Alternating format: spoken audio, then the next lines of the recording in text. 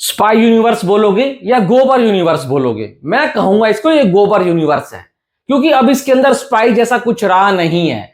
देखो यार, वायरफ ने ना इसको पता है क्या सोचा था, पैसों की स्कीम समझा था। इन्होंने सोचा कि भाई साहब बैंक बैलेंस हमारा बहुत बढ़ जाएगा, और इनको सपना दिखाया था पठान ने। अब पठान की अगर मैं स्टोरी लाइन की बात करूं तो वो भी एवरेज स्टोरी लाइन के ऊपर आई थी, पर उसका प्रेजेंटेशन, उसका ट्रीटमेंट और शाहरुख खान का जो 4 साल का बॉक्स ऑफिस के ऊपर इंतजार था ना, उसके फैंस भूखे प्यासे बैठे थे, तभी वो फिल्म फट पड़ी और 1050 करोड़ रुपए करके गई।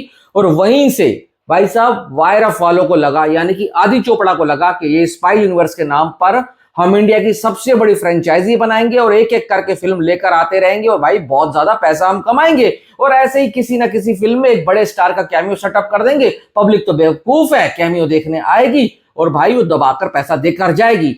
अब अगर आप ये देखो ना, जब से स्पाई यूनिवर्स बना है ना, अगर एक पठान को छोड़ दो तो कोई भी फिल्म अच्छे से पैसा नहीं कमा पाई है। अगर हम उससे पहले जाएं, जब स्पाई यूनिवर्स का नाम भी नहीं था, एक था टाइगर, टाइगर जिंदा है, वॉर, और आज भी अगर मैं देखूं ना तो वॉर स्पाई यूनिवर्स की सबसे ताकतवर, सबसे पावरफुल फिल्म है। सिद्धार्थ आनंद ने वायरफ के साथ 5 फिल्म बनाई है जहां तक मुझे पता है। एक वॉर बनाई है, ठीक है, एक पठान बनाई है, तररम्पम बनाई है, बचना हसीनो बनाई है, और एक और पिक्चर बनाई है सलाम नमस्ते। और पांचों की पांचों फिल्में बॉक्स ऑफिस पर चली भी हैं और पांचों की पांचों फिल्मों को इज्जत भी मिली है। भाई सिद्धार्थ आनंद एक ऐसा डायरेक्टर है। अगर अब तुम अब ये सोचो, सलमान खान की आई थी एक था टाइगर है, वो बनाई थी कबीर खान ने, उस फिल्म को भी बहुत ज्यादा एप्रिसिएशन मिली थी। मेरे को आज भी याद है 32 करोड़ की उसकी ओपनिंग लगी थी। उस वक्त के ऊपर 32 करोड़ की ओपनिंग लेना आम बात नहीं थी। आज भाई साहब बड़े बड़े एक्टर 32 करोड़ की या 20 करोड़ की ओपनिंग नहीं ले पा रहे हैं, जो 5-5 पार्ट में आ रहे हैं। धूम ये 4 फ्रेंचाइजी सिनेमा जो बन चुका है ना आज के टाइम पर, आज भी वो 20-20 करोड़ की ओपनिंग नहीं ले पाते हैं। फिर अपना कबीर खान आए, कबीर खान ने भाई बनाई इनके लिए अच्छी खासी फिल्में बनाई, और उसके बाद अपना अली अब्बास जफर आए, अली अब्बास ने इनके लिए बनाई एक टाइगर जिंदा है। वो फिल्म भी बॉक्स ऑफिस के ऊपर बहुत ज्यादा चल गई थी और बढ़िया।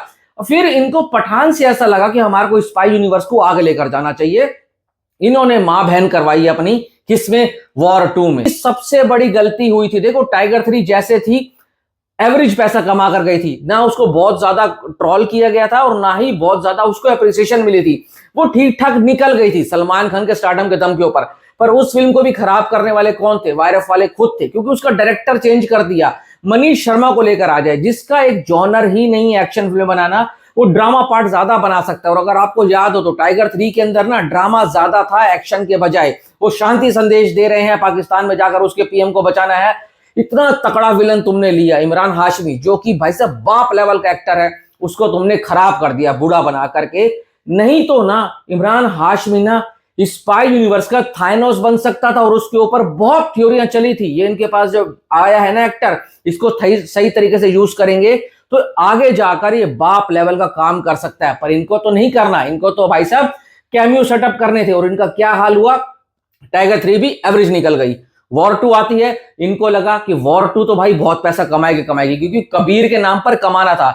ये लेकर आ गए किसको? एजेंट विक्रम को, वहां से जूनियर एनटीआर को उठा ले। इन्होंने सोचा भाई तेलुगु ऑडियंस तो पैसा हमारे को भर भर के देगी, हिंदी ऑडियंस में देगी, और इन दोनों का स्टारडम ओवरसीज में दबाकर पैसे देगा।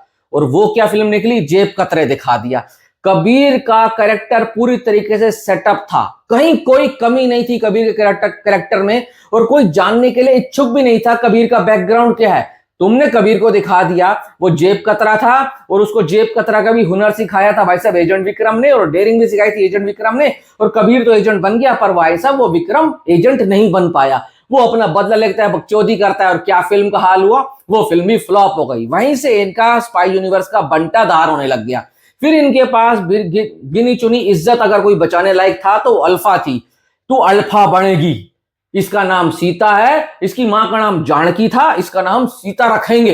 ये जाट को उठा ले तुम, बॉबी देओल को।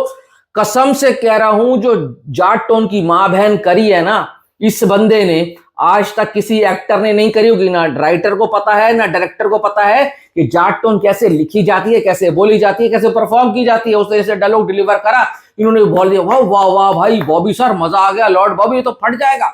और फट के आ रही है, तुम्हारे को पता लग रहा है स्क्रीन के ऊपर। पब्लिक ने पेल पेल के भगा भगा के मार दिया इसको। अब एक बात बताओ, इन्होंने अल्फा को लिए टाइम लिया भाई, अल्फा 10 अप्रैल को आनी थी 2025 में, जहां तक मुझे याद है नहीं आई, ठीक है, क्योंकि वहां पर धुरंधर ने इनकी ऐसी की तैसी कर दी थी।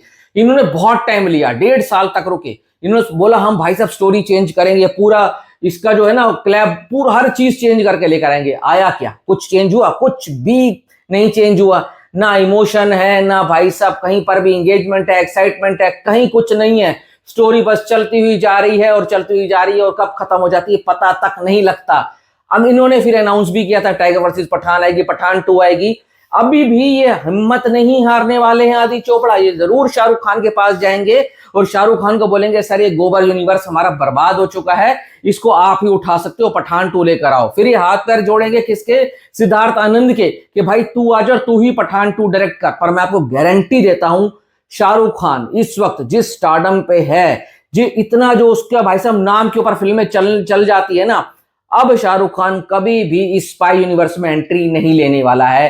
क्योंकि शाहरुख खान आएगा तो उसको भी पता है पब्लिक का परसेप्शन चेंज हो चुका है। पब्लिक ने धुरंधर देख लिया, धुरंधर 2 देख ली है, और उसके बाद कभी भी वायरफ की पाकिस्तान प्रेमी ये स्पाई यूनिवर्स कभी भी नहीं देखने वाले हैं। और शाहरुख खान बहुत ही दिमाग वाला एक्टर है, वो इस यूनिवर्स में दोबारा से कभी कदम नहीं रखेगा। उसको पता है मैं आऊंगा तो फिल्म घाटे में नहीं जाएगी, पर ट्रोल बहुत होगी वो भी। और शाहरुख खान इस वक्त के ऊपर अपने स्टारडम के साथ कोई भी रिस्क नहीं ले सकता, क्योंकि वो जिस पोजीशन पर पहुंच चुका है, उसके पीछे आमिर खान थे, उसके पीछे सलमान खान थे, जो कि बहुत पीछे हो चुके हैं। अब सबसे बड़ा रीजन क्या है इस स्पाई यूनिवर्स के फ्लॉप होने का? इसका रीजन ये है कि तुम अपने मेन डायरेक्टर को बदल देते हो।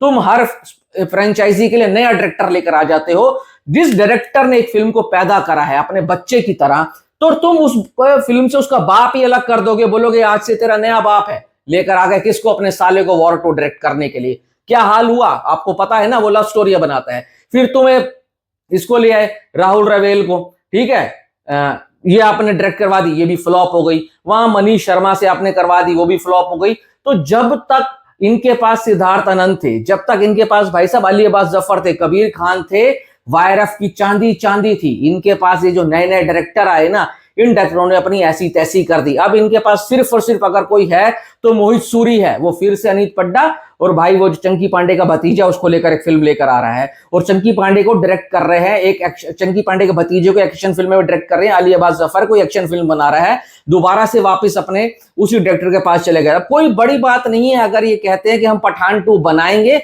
और अली अब्बास जफर उसको डायरेक्ट करेगा, तो मैं इस डंके की चोट के ऊपर कह सकता हूं इस वक्त की, और पठान 2 भी आ जाएगी ना तो वो भी फ्लॉप होगी, उसको भी कोई बचा नहीं पाएगा। पर शाहरुख खान कतई इस फिल्म को साइन करने वाला नहीं है, क्योंकि उसको पता है इस यूनिवर्स में अब कुछ भी जान नहीं बची है, वेंटिलेटर पर भी जिंदा नहीं रहेगा। तो शाहरुख खान फालतू में अपनी ऑक्सीजन यहां पर आकर खराब नहीं करने वाला है। और अगर किसी को अभी भी उम्मीद है पठान वर्सेस टाइगर बनेगी, वो कभी भी नहीं बनने वाली है, क्योंकि सलमान खान भी इस यूनिवर्स को टाटा बाय बाय कर चुका है। तो मेरे हिसाब से जो मैंने अपने रिव्यू में भी बोला है ना, अल्फा ने स्पाई यूनिवर्स के ताबूत में ना कील ठोकने का काम किया है। ये इनकी आखिरी फिल्म है और ये फ्लॉप यूनिवर्स बंद हो जाएगा। और आपको एक और बात मैं बता दूं, अगर इनको लग रहा है कि रणबीर कपूर आकर धूम बनाएगा, धूम 4 बनाकर इनके वायरफ को जिंदा कर देगा, तो रणबीर कपूर बहुत ही समझदार एक्टर है। वो किसी भी ऐसी फ्रेंचाइजी को नहीं करेगा जिसके ऊपर कोई ढंग की स्टोरी ना हो, क्योंकि इनको लग रहा है कि धूम का नाम लेकर हम कुछ भी फिल्म बनाएंगे चल जाएगी। नहीं, ऑडियंस चेंज हो चुकी है। तो अभी इनके पास कुछ भी ऐसा नहीं है, क्योंकि ये जो प्रोडक्शन हाउस है ना, राइटर्स पे काम नहीं करता है। इनके पास 2 राइटर हैं, एक तो श्रीधर राघवन जो ऑलमोस्ट इनकी 90% कहानियां लिखता होता है, और एक वो बंदा है जिसने विजय कृष्णाचार्य नाम है, मेरे को नाम नहीं याद आ रहा, जिसने धूम 3 डायरेक्ट करी थी आमिर खान को लेकर, एक वो है। इनके पास कोई और राइटर नहीं है, अपनी कंपनी में राइटर लाते ही नहीं है, और वही 2 पुराने बुड्ढों को घसीट रहे हैं जिनको बिल्कुल समझ नहीं है कि आज की जनता मांगती क्या है। तो आपको क्या लगता है इस यूनिवर्स का कोई फ्यूचर है या नहीं है? और आपने अल्फा देखी या नहीं देखी, और देखी है तो कैसी लगी है, और नहीं देखी है तो बिल्कुल मत देखना, बीवी बच्चों को खिला देना कुछ बढ़िया से डिनर, क्योंकि उस पर जो बर्बाद करोगे ना वो कभी लौट कर नहीं आएगा। Thanks for watching.